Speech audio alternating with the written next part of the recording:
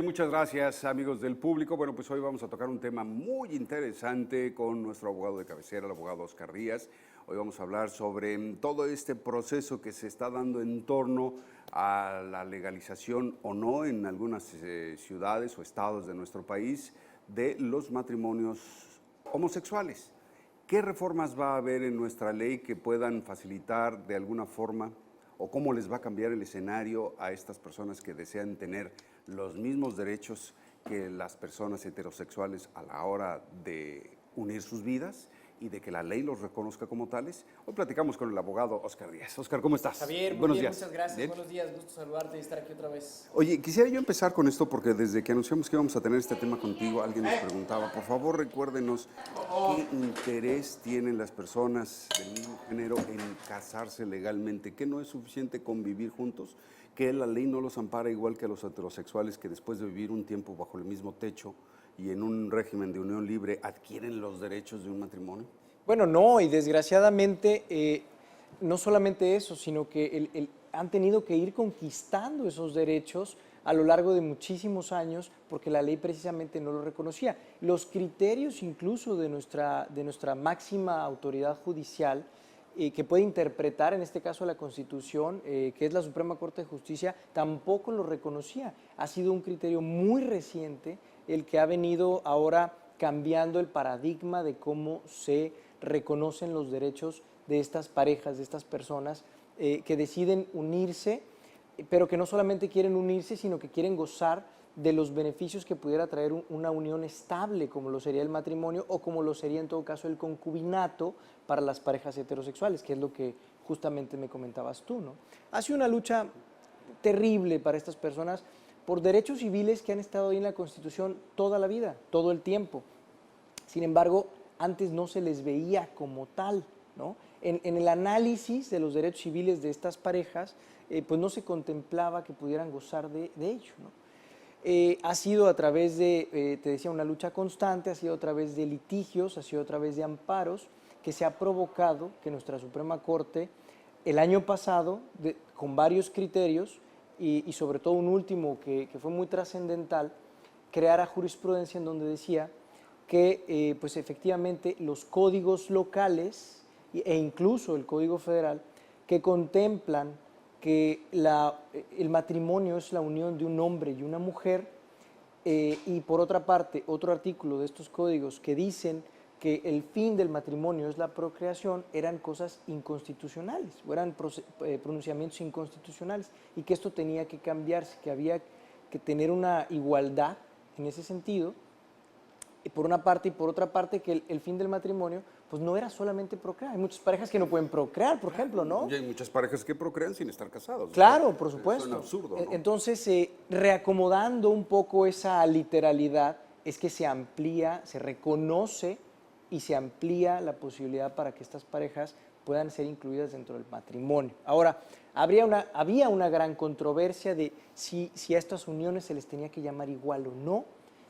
No quisiera entrar tanto en detalle en eso. Finalmente permeó, ganó el criterio de que sí debe de ser considerado matrimonio y no darle otro nombre a ese tipo de uniones, ¿no? Entonces, hoy por hoy ya las tenemos. Ahora, en nuestro código no están todavía, Javier.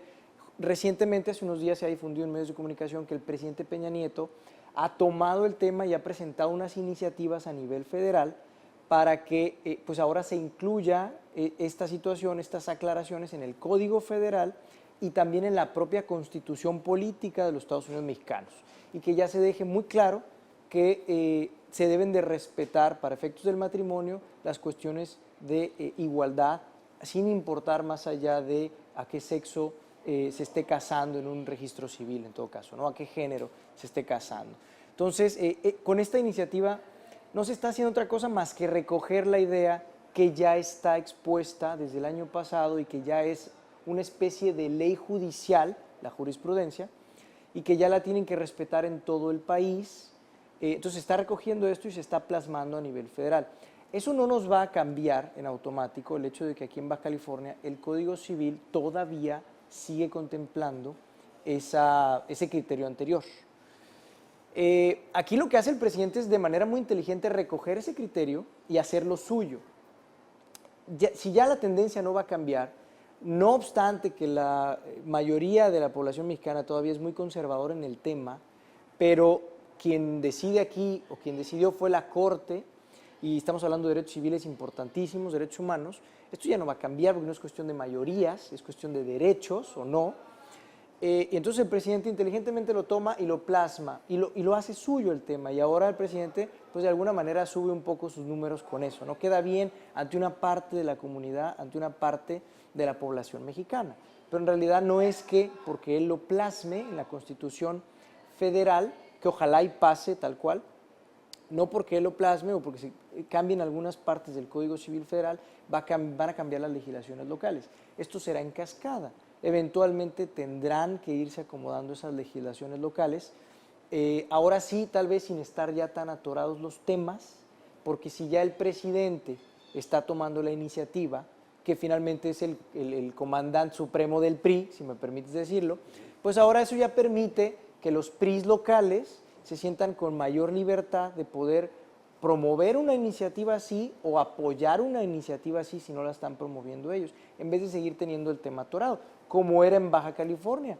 Aquí en Baja California ya sabemos que desde el año pasado se han promovido amparos por parejas homosexuales para buscar a través de esa vía el obligar a un registro civil a que celebre el matrimonio.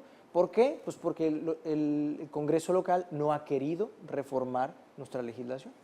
Oscar, para aclararlo esto y que podamos entenderlo mejor la mayor parte del pueblo, del público, de la población, normalmente los grupos detractores o quienes están en contra de estos movimientos de liberación o de aceptación o de inclusión de preferencias diferentes, señalan al grupo de homosexuales como extremistas en el sentido de, bueno, ¿y para qué quieren casarse? No es un lujo así como que innecesario para ellos. Desde el punto de vista legal, ¿qué diferencia habría entre una unión libre entre homosexuales y un matrimonio? ¿Realmente hay una diferencia significativa entre la vida que pueden llevar con o sin matrimonio? Sí, claro, por supuesto. Bueno, para quien piense así, mucho respeto, obviamente, a su forma de pensar. Yo en lo personal no estoy de acuerdo. Creo que también habría que ser respetuosos con las decisiones y con los derechos de las otras personas, y me refiero en este caso a las parejas homosexuales. Y bueno, un ejemplo muy claro puede ser, por ejemplo, el tener acceso a la seguridad social, Javier. Si no estás casado, por ejemplo, no tienes acceso a seguridad social.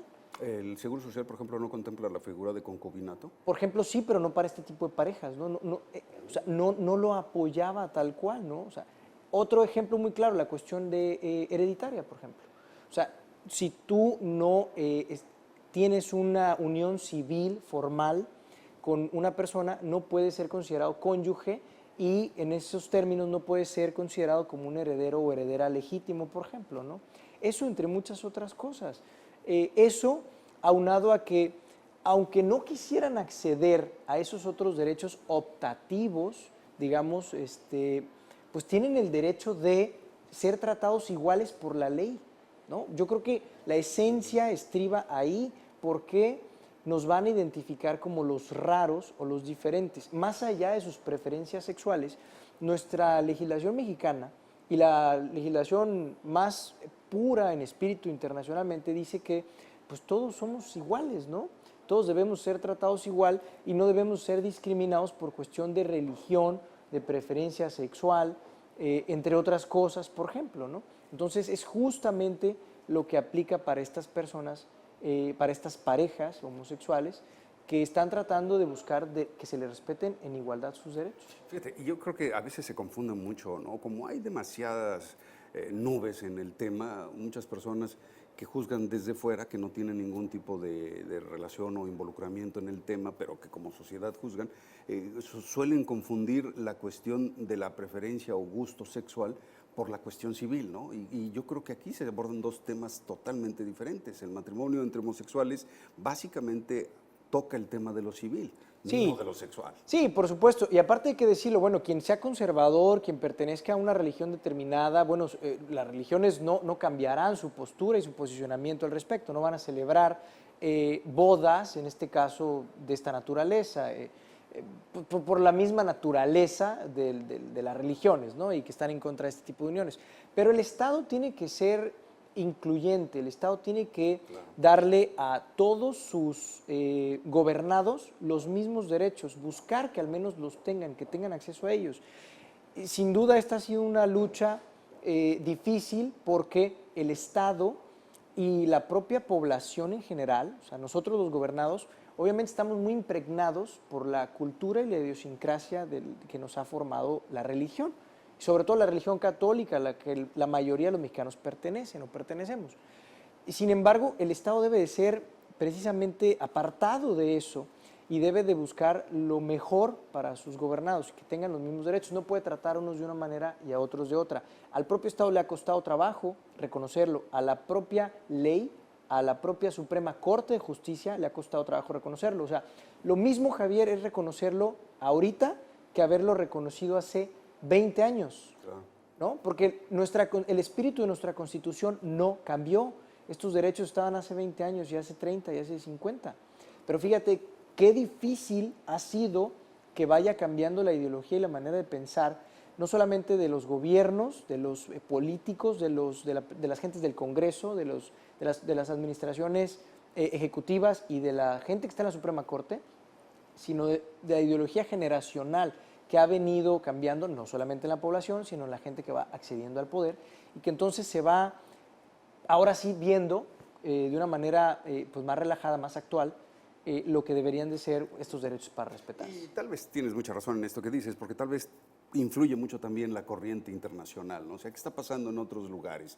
O sea, aquellos que son los iniciadores de estas nuevas corrientes, qué países son, qué influencia tienen sobre nosotros y de qué manera nos gusta seguir ese tipo de modelos, ¿no? Sí, claro, en Estados Unidos lo hemos visto justamente también el año pasado, se generalizó ya la posibilidad de que puedan existir estos matrimonios en todo el país, venían sucediendo estado por estado, ahora ya existe en todo el país y en muchos otros países del mundo también sucede.